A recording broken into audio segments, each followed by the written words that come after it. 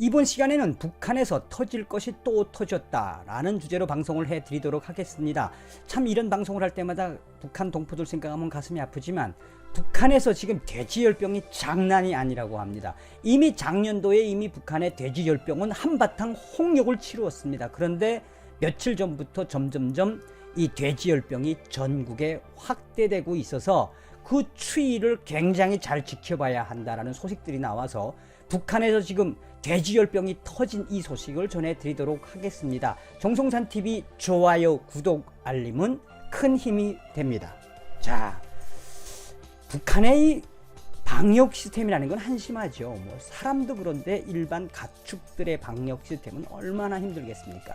그 전에 북한이 이 조류독감 때문에 한바탕 또 뒤집어지지 않았습니까? 당시에 조류독감을 막지 못한 인민무력성의 가금류 인민군 장성들이 이 조류독감 때문에 서너 명이 그냥 공개 처형됐다는 소식도 전해드렸을 겁니다. 서두에 이야기했던 것처럼 작년도에 이미 조류독감이 퍼졌었는데 좀 잡히는가 했었어요. 근데 그 조류독감이 다시 또 극성을 좀 이어가고 있다. 그러니까 다시 한번 확대되고 있다라고 데일리엔케이가 보도했습니다. 최근 북한 일부 지역에서 아프리카 돼지열병이 재차 확산되는 것으로 전해졌으며 평안남도 소식통은 북한 전역에 아프리카 돼지열병이 다시 유행하고 있어서 지금 북한의 수의 방역 당국이 초비상에 들어갔다고 합니다. 특히나 황해북도, 함경남도, 평안북도 그 피해가 심하며 거의 아프리카 돼지열병 치사율이 100%에 달해 돼지가 남아나지 않고 있다. 야, 속상하죠. 이런 여러분들께서도 아시겠지만 북한의 이 집짐승, 집안 가가호호마다 이제 한 2마리, 3마리씩 키워요. 그러면 이제 돼지는 한 마리 이상은 또 국가에 바쳐야 합니다. 그러니까 북한 인민들에게는 돼지가 사실은 큰 자산이죠. 그걸 키워서 시장에 팔기도 하고 또 이 명절 때나 간신히 이제 돼지를 잡아서 친척들이랑 나눠 먹기도 하고. 그래서 북한에서는 이 돼지나 염소, 이 닭이나 이런 게 굉장히 큰 자산입니다. 그런데 지금 돼지열병이 다시 창궐해서 거의 돼지가 남아남지 않고 있다. 근데 이 소식은 작년도에 국정원장도 소상하게 밝혔습니다. 작년도에 현 정권의 국정원장 서훈 국정원장은 평안북도 돼지는 전멸했다.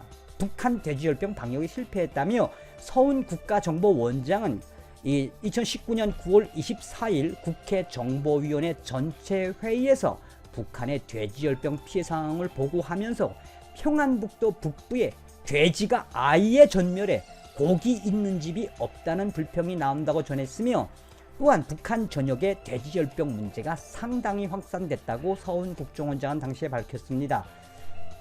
2019년 5월 북서부 자강도에서 시작된 이 돼지열병, 그 이후에 7월 이후에 대대적으로 북한 전역으로 확대돼서 그 돼지열병으로 비롯된 품귀 현상까지 일어나고 있다라고 작년도 9월달에 서훈 국정원장도 전했습니다. 그래서 이게 작년도에도 제가 집중적으로 이제 그걸 보도를 했습니다. 그래서 제가 이제 강조했던 건 뭐냐면 한국으로 내려올까봐 이 돼지열병이 다 아시겠습니다만 아프리카 돼지열병 ASF 이 돼지열병은 아프리카에서 발생했지만 북한에서 보면은 중국에서 넘어온 거죠. 중국에서 넘어와서 작년도에 우리 한국의 방역 당국도 굉장히 촉각을 세웠습니다. 왜?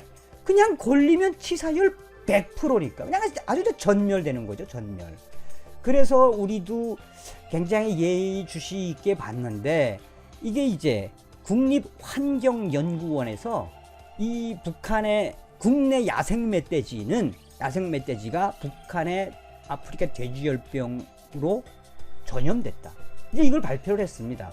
그 소식도 수상에 좀 전달해 드릴 텐데 5월 7일 날 환경부 소속의 국립환경과학원은 이 역학조사를 통해서 국내 야생 멧돼지가 ASF, 그러니까 아프리카 돼지열병, 국내 야생 멧돼지의 역학조사를 해봤더니 걔네들이 가지고 있는 균이 이 돼지열병 균이며 이거는 북한을 거쳐서 전파되었다라고 공식적으로 발표했습니다.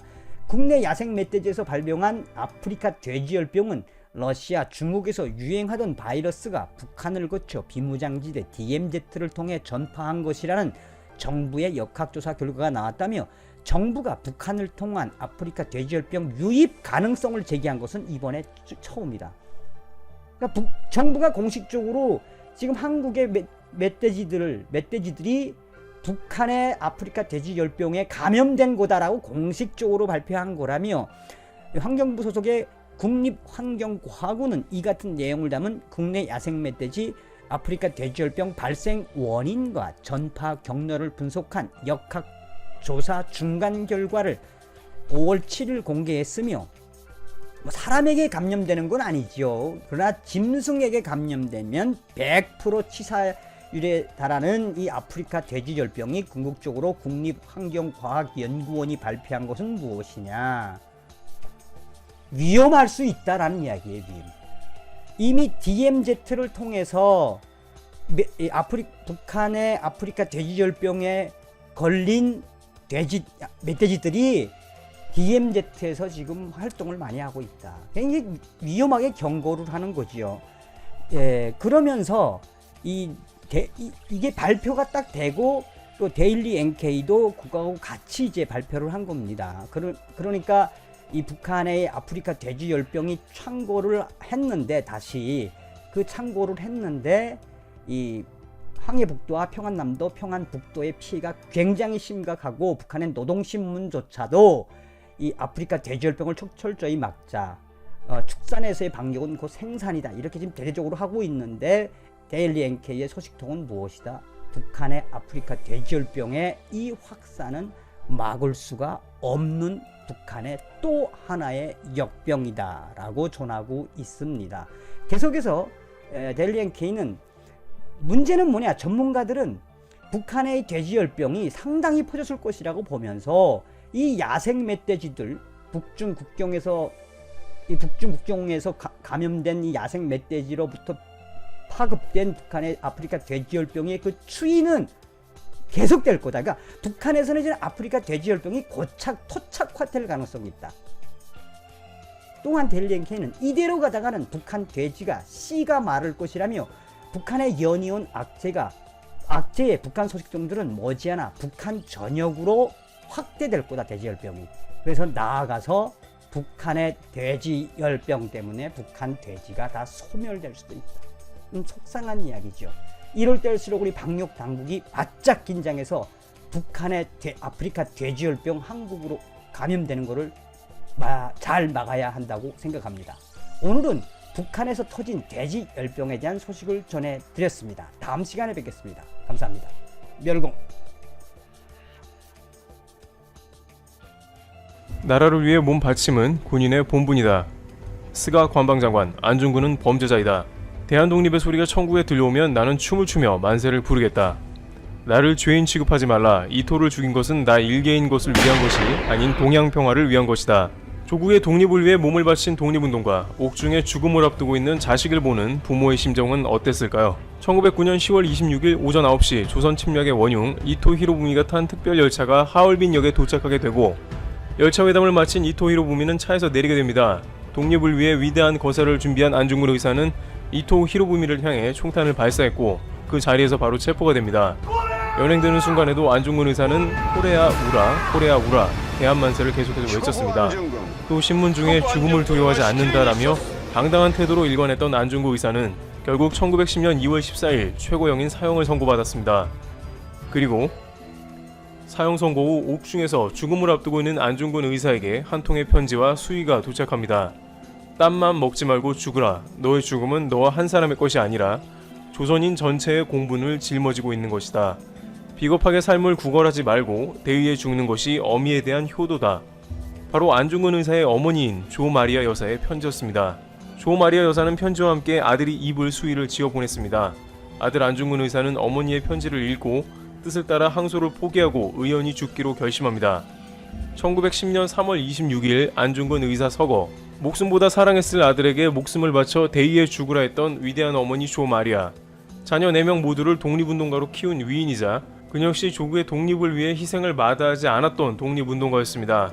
조국을 위해 아들이 입을 수의를 직접 지어 보냈을 어머니의 심정은 이루 말할 수 없이 참담했을 겁니다. 또 그런 어머니의 모습을 생각했을 안중근 의사 또한 같은 마음이었을 겁니다. 5월 8일 어버이날, 어버이의 은혜에 감사하는 날, 지난 5월 5일 일제강점기 당시 강제동원된 아이들의 아픈 역사를 알리며 어린이날을 뜻깊게 알린 라카이 코리아는 이번 5월 8일에는 어버이날을 맞이하여 안중근 의사와 그의 어머니 조마리아 여사의 이야기를 알리고 있습니다.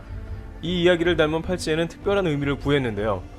팔찌의 디자인에는 안중근 의사의 손도장과 서거일이 각인되어 있습니다. 손도장은 안중근 의사가 속해 있던 동의단지회라는 비밀 결사단에서 왼손 네 번째 손가락 한마디를 잘라 태극기의 붉은 피로 대한독립을 새기고 독립운동 헌신을 맹세한 증표이며 서거일을 각인한 이유는 조국을 위해 아들에게 목숨을 바쳐 대의에 죽으라 전한 조마리아 여사의 숭고한 정신과 몸바쳐 조국 독립운동을 한 안중근 의사의 서거일을 잊지 않고자 했다고 합니다. 또한 독립운동가분들의 헌신과 희생을 기억하며 현재 일본이 본인들의 영토라며 터무니없는 주장을 하고 있는 대한민국 땅 독도를 지키자는 의미를 담아 구매자의 성함으로 독도협회에 후원한다고 합니다. 얼마 전 라카이 코리아는 일본에 의해 한쪽 팔을 잃으면서도 만세운동을 한 독립운동가 윤영숙 열사의 이야기를 담아 첫 번째 팔찌를 출시하였으며 두 번째 팔찌를 출시하여 안중근 의사와 그의 어머니 조마리아 여사의 이야기를 알리고 있습니다. 이 팔찌 또한 라카이 코리아의 이름이 아닌 구매자의 이름으로 일부 수익금이 독도협회에 기부가 된다고 합니다. 라카이 코리아는 35년의 긴 시간 동안 조국의 독립을 위해 몸바쳐 희생한 독립운동가부들의 이야기를 꾸준히 알릴 거라고 합니다. 그리고 실제로 기업에서 하는 일이 믿기지 않을 만큼 신념을 확실하게 보여주고 있습니다. 희생자가 많았던 일본의 만행을 명백한 자료를 일본어로 번역까지 하여 왜곡된 역사를 알리며 현대판 독립운동가의 길을 걸어가고 있습니다. 5월 5일 어린이날, 5월 8일 어버이날, 어찌 보면 단순히 지나갈 수 있는 이 날들을 라카이 코리아가 독립운동가 한 분 한 분의 이야기를 알리며 더욱 특별하게 만들어주고 있습니다. 일본은 우리의 위대한 영웅을 테러리스트, 범죄자라고 칭하고 있습니다. 그런데 그들의 말과는 달리 우습게도 100여 년이 된 이토 히로부미의 묘지 안내판에는 안중근 의사가 독립운동가라고 표기되어 있습니다. 사실 일본은 자신들의 과오를 알고 있을지 모릅니다. 그래서 진실을 지적하니 불편하고 본인들이 편하기 위해 더욱더 숨기고 거짓만 찾고 있는 건지도 모릅니다. 진실을 알리는 기업 라카이 코리아, 그들이 내는 목소리에 힘을 실어주기 위해 진심의 응원이 필요해 보입니다. 트리뷰 여기서 마치겠습니다. 감사합니다.